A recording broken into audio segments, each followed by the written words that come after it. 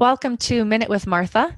I'm here with Martha Wilmore, who has offered to share some of her knowledge with us and cut through some of the confusion that is involved with this natural health industry. So today we're going to talk specifically about calcium.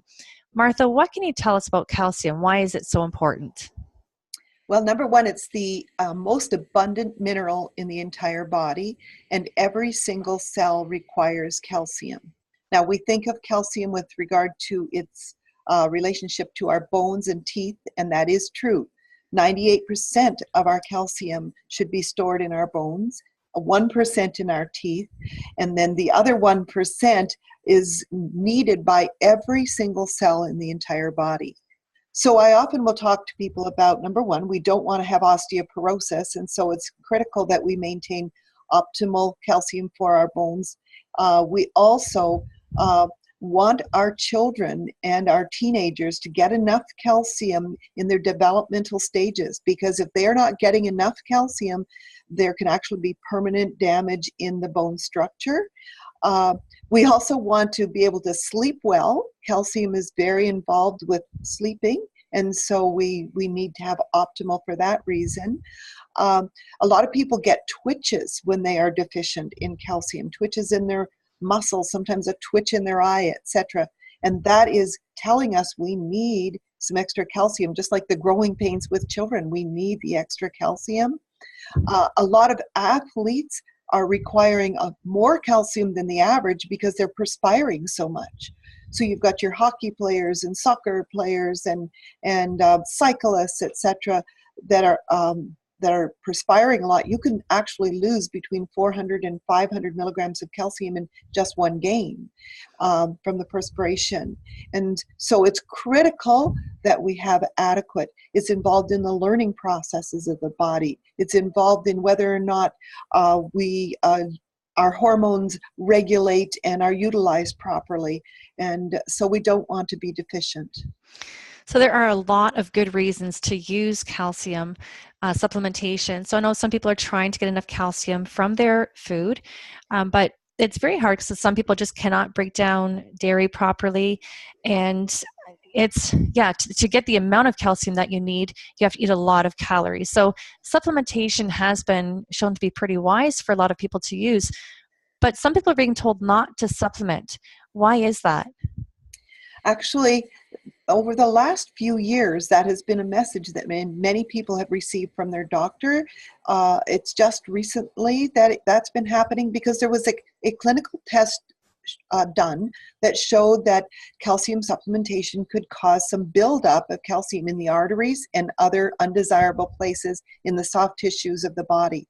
And so the reality is, no, we don't want calcium to plaque our arteries. We don't want to develop kidney stones from it. We don't want to have deposits in our joints. We don't want to have it deposited in the breast duct. Ductal carcinoma is the most common type of breast cancer with women, and the calcification in the duct is how it starts, and then inflammation causes it to develop further. So the reality is we don't want the bunions and the spurs and the cataracts and all that calcium that can deposit in soft tissue. So we have to have enough calcium, but it has to be absorbable. And if it's not absorbable, it'll hang out in the undesirable places.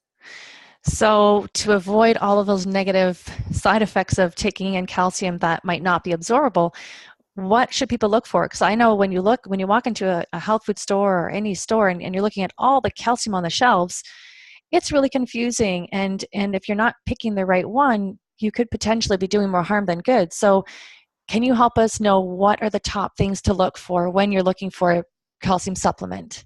There are 5 things that I mention first to people. There's a variety of things we want to know, but the 5 are what I want to focus on here. And all of us are hearing lots of reports about contamination in both food and in supplements today. And that is a very real problem. And so it has to be a company who is just obsessing with testing on the raw materials, because actually a study was done not that long ago where it was, let me see, I got to look up the name. The National Institute of Environmental Health Sciences did a random study. They tested 136 different brands of calcium, and 2/3 of them were contaminated with lead. And so we don't want any lead along with our calcium. Our brain would not be very happy with that. So contamination is a big issue, and a company should be testing and really obsessing about testing. The government only requires 80 tests. The industry is not very well regulated, and so you want a company that is testing about 4 times the normal in order to really be on the safe side. Then number 2, you want to make sure that it's cold processed, because calcium can be bound by heat. And if it's bound, it doesn't absorb well. So it needs to be cold processed in the manufacturing of the supplement itself. You also want to make sure it's not really pressure packed.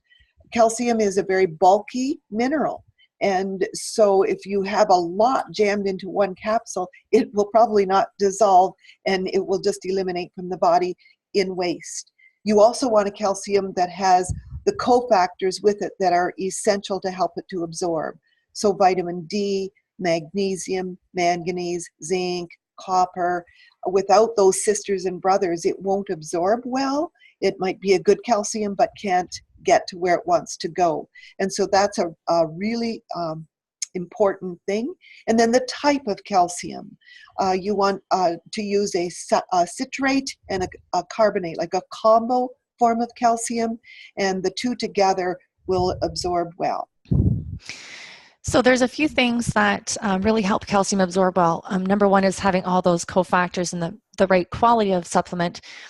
We also know that if the body is too acidic, then your body can actually pull calcium from your bones, and just to calm the body down, to make it more alkaline, and that calcium can be pulled out of solution, and it can cause bone spurs and different calcification in various areas in the body. So by keeping the body very calm and alkaline, eating more greens, eating more alkaline foods, that's very important. So that's one thing that can help people absorb the calcium better, or to utilize their calcium better. What other things that should they be looking for? So it's the proper calcium supplement, but is there anything else they need to add to that besides making sure they're having a good alkaline diet? Well, the mineral magnesium and the vitamin D3, those two must be optimal. And our soils are very devitalized in magnesium. And so many people have to take additional magnesium for that reason. And vitamin D3, that's a pretty well-known fact in today's world. We need to have vitamin D in order to absorb the calcium. And so when you get your blood work checked, you want to be at the top end of the reference range. And if you're not, then you want to bring it up to the top end so that you can utilize your calcium. Because if you can't pull it from the blood into the bones and teeth, it's going to sit somewhere where you don't want it to be, or it will waste from the body. And so therefore, the body is not benefiting. Also, we want to have an optimally healthy thyroid. The thyroid is very involved with the utilization of calcium in the body. So if a person's having trouble with their bone density, for instance, we also want to look at that thyroid as well. Okay, so it sounds like it's really important for us to eat green and clean with our diet, but also to supplement, because it's essential. We're not getting it from our food in the way that we need to be. So supplementation is very important.